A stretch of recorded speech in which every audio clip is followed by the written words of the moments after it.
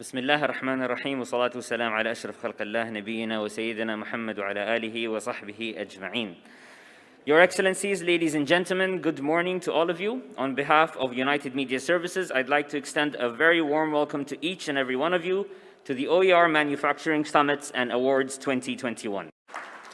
Our next speaker is Mr. Naveen Narayan, Managing Director, SSA International. He has over 17 years of global management consulting experience in lean manufacturing, strategy, and change management. He has led several corporate-wide transformation programs, mentored change agents, and produced sustainable business results for clients such as Pfizer Pharmaceuticals, Nortel Network, DHL Worldwide, and Godrej Industries throughout Asia Pacific, Middle East, and Africa.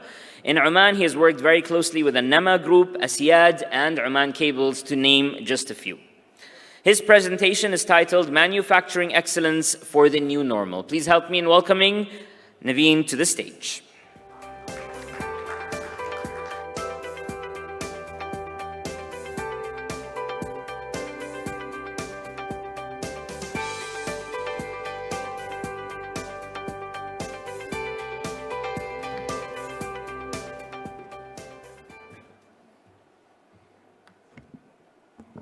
Very good morning to you. Quite excited to be with you in this August gathering.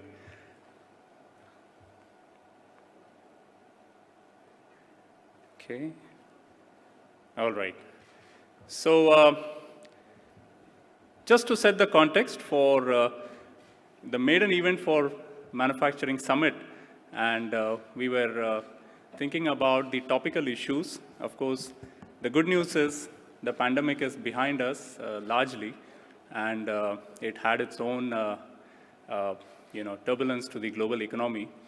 A lot of the economic indicators that I picked up on recently are talking about optimism. For instance, many of the economies have opened up largely, and which is evidenced partially by the inflationary pressure, which is hopefully temporary, given the rising demand for commodities and the global shipping lines and so on. Now, having said that, the World Bank predicts, as you can see, about 9.7% growth, of course, from a relatively low base in 2021, and a very encouraging growth numbers for 2022. So that simply means that the significant demand is coming back. If you can see some of the indication of the equities market, which has fairly rallied over the last year, but some of the sectors that are showing a lot of promise, like travel, tourism, and various core sectors that are impacting the economy. So I believe those are very encouraging signs for the manufacturing industry overall, and how we leverage these tailwinds now to really enhance shareholder wealth is the theme of what I'm going to be presenting just now. So the need of the hour is how do we negotiate the global economic challenge and create wealth for stakeholders, and how do we, specifically in our context of manufacturing industries in the country, use these as an opportunities rather than a threat to create wealth, right? A very interesting statistic, this was a study done by Deloitte University Press a few years ago, and this study revealed that the return on investment, this was across sectors, and this was done in a North America context, but it can be generalized with a fair bit of confidence that the return on investment has shown an overall depleting trend for industries in the last 50-odd year time frame. So now what this means is the last 50-year time frame has also been a very exciting phase for the world GDP, which has grown manyfold exponentially. But why has the return on investment from industries has depleted over the years? Now this is food for thought. So let's try and deep dive into what are the levers for return on investment, right? The very purpose of that an industry exists is to create value for all the stakeholders that depend on it. That includes the employees, suppliers, customers, and the shareholders, right? The return on investment really depends on three major levers, right? If you see, all the wealth creation studies indicate two, one of them being velocity, the speed with which we execute as a business, right? The second lever being the throughput, the rate at which we create wealth or value for customers, right? And the third lever is more of an outcome indicator, which simply means, are you generating higher return on capital than the cost of capital, right? So let's deep dive into each one of these levers and see what are the focus areas for manufacturing to be able to maximize return on investment? So velocity simply means that we are the first to capture the opportunity. As you can see that if the global trade is going to grow at 10%, which means a rising tide will take all the boats along, right? And it means that there is a lot of opportunity that is going to be created for existing sectors as well as new and emerging sectors, right? The speed with which we execute is going to be a very key lever to ensure that the value is created for the stakeholders. Take a very telling example in the smartphone industry. If you compare Apple with Sony, interestingly enough, the story goes, Sony was the company that inspired Apple, or Steve Jobs in particular, right? But a recent study reveals that Sony has almost lost out on the smartphone race, and a lot of it is to attribute to how quickly Sony is able to innovate and bring out new products, and also how capable its distribution and supply chain is in order to get the products out as compared to Apple. So Apple has largely defended its market share and grown in the smartphone business, and Sony has more or less become insignificant, at least in the smartphone game, right? So a lot of this is to do with the speed of execution. The other lever that we talk about is throughput, right? So throughput, at the core of it, simply means that are we able to meet customer demand at the pace of customer demand, and are we able to do that efficiently, right? Throughput is not a new concept. This goes back to the early 1900s from the car industry, when Henry Ford was doing a lot of experimentations to see how he can reorganize his car manufacturing processes so that he's able to produce more cars and get more vehicles out to the masses, right? A lot of the innovation came from the automotive world, which today we encapsulated as lean manufacturing or lean thinking, just-in-time systems, and so on and so forth. But at the heart of it, the philosophy was, can we utilize the invested assets to create more value? That is, can I increase my output without significantly increasing the cost invested in the business? A great example of a wealth creation icon is a company called Asian Paints. Now, I picked up on this about a year ago, and I had no idea that this is such a fabled example.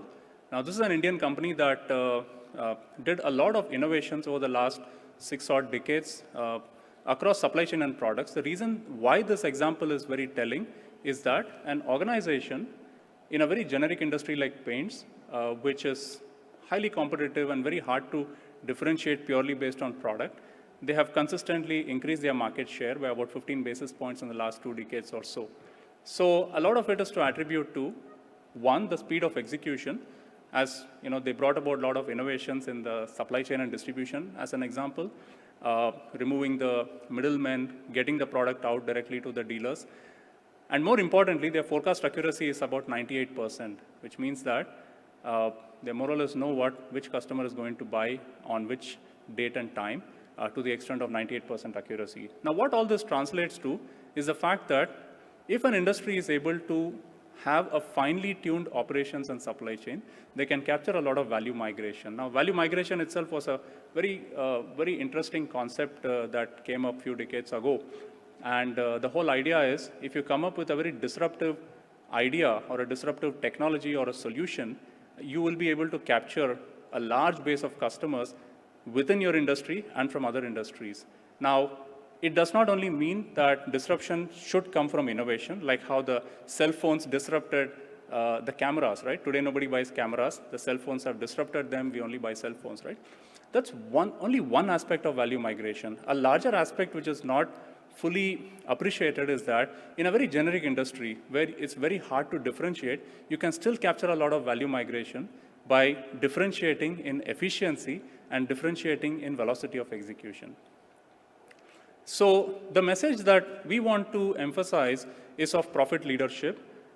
A lot of our clients, exactly about a year and a half ago, in early 2020, had this bit of a dilemma, saying that, okay, what is in store? And this was anybody's guess, right? The level of disruption that happened was very hard to fathom. So many industries were wondering, do we just react or take quick measures, or do we take sustainable measures for safeguarding our profits? So a lot of these discussions have now kind of evolved into a more meaningful framework called as profit leadership, which a lot of the industries, even in Oman, applied very effectively leveraging the headwinds and to actually create long-term sustainable wealth creation. So some of these levers, which we'll also talk about in the deep dive in the workshop, which some of you may be with us, talking about enhancing working capital, inventory turnover, velocity of information, velocity of how quickly you are able to produce, and how efficient the distribution network is. All of these will help to identify blind spots that will help to release value for stakeholders, right? So, you know, a typical accounting P&L of the business does not fully reveal. I know a lot of accountants in the room and some of my friends in the audience, but the accounting P&L will not fully reveal the amount of value that is left on the table due to inefficiencies in execution, right from product design, right up to manufacturing processes that includes efficient material utilization, rework and wastages, and efficient distribution, efficient utilization of the human capital. A lot of these are invisible profit leaks that are hard to get a handle of. And this is what we would like to sensitize, that the accounting community, as well as the operating community and the leadership team, to go back and revisit their business models to ask the question, what are those profit leaks? What are those blind spots that can help to unearth value for stakeholders, right? So it's always in the system. Dr. Deming famously said that a bad system will defeat a good operator 100% of the time. And it's, you know, it's quite fascinating how true it is to this day, right?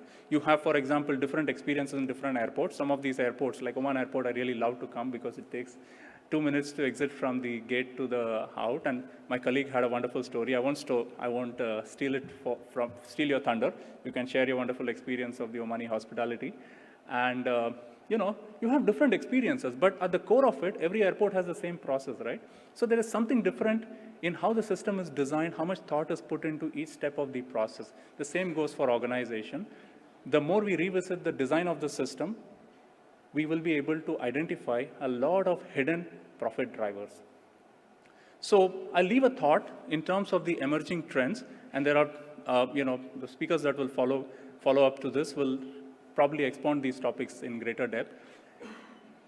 Now, you see on that slide, there are two aspects to what is of interest, what is topical in boardroom discussion that we come across a lot, right? There's a lot of talk about smart manufacturing, Internet of Things, demand-driven supply chains, additive manufacturing, Industry 4.0, robotics and automation. The list goes on, right? And this is, a Google search will reveal this. I don't need to mention this to you.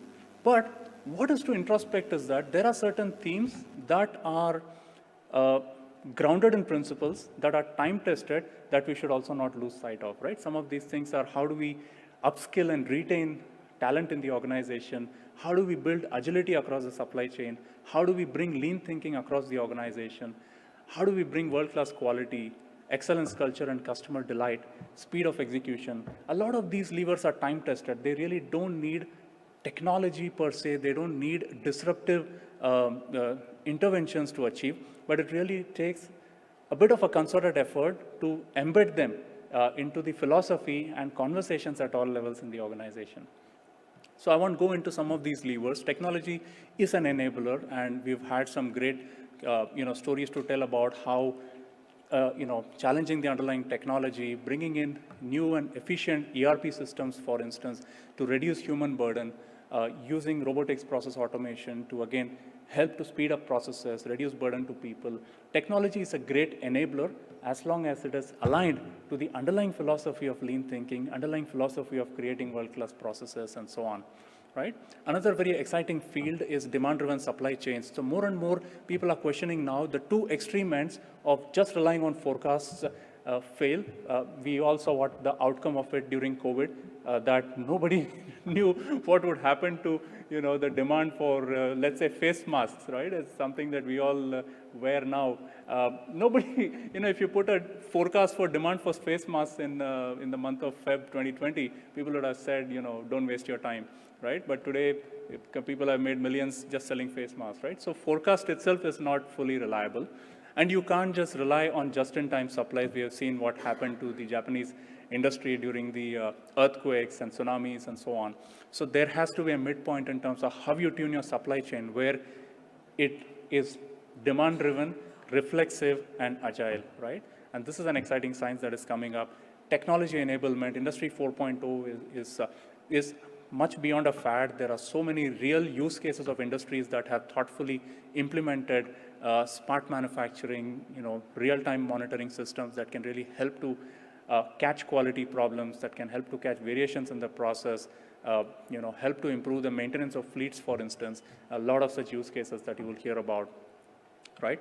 And lean operations, not to lose sight of, where this is something to just put on a new pair of shades and look at the process differently, right? These are some use cases of industries that have looked at, for example, how much they're spending on a fleet in a large company that's into distribution and movement of human capital, right?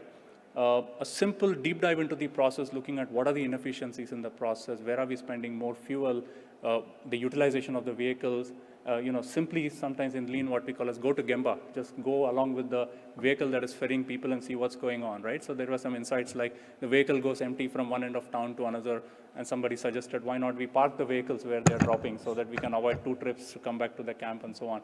So these don't require very fancy technology. This only requires a little bit of change in thinking and mindset, right? So a lot of these opportunities do exist. So I want to leave a thought with you about the agenda for transformation, right? As we recover from the pandemic, right? Focusing on, of course, the year of recovery, as we like to call it, where getting the basics right and making sure that the costs are reined in, making sure the supplies are secured and so on. But kindly also do consider the year of consolidation and year of excellence, which is going above and beyond merely sustaining the show, but to actually bring in best practices that can help to progressively unearth value for the organization. So that's my talk. We'll look forward to engaging with you during the workshops ahead.